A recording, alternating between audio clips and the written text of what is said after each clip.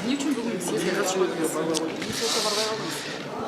Бүгүнкү күндө мына бүгүн азыр көрүп атасыңар чегара маселеси. Чегара маселе бул мамлекеттик маселе. Мамлекеттик кызыкчылык. Бул жерде партия же болбосо бир айрым депутаттардын кызыкчылыгы эмес.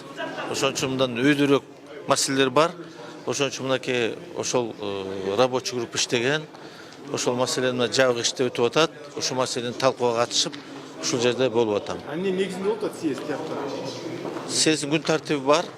Күн тартиби бар. Полициядын чечими бар, саясий. Албетте, съезд мыйзамда өтүп атат. Полициядын чечими бар. Бул боюнча оргкомитет түзүлгөн. Бар тең уставга ылайык иш жүрүп атат. Саясий кеңештин канча мүчөсү катышты эле ошо чечимге? Кворум болгон. Толугу менен 19 киши.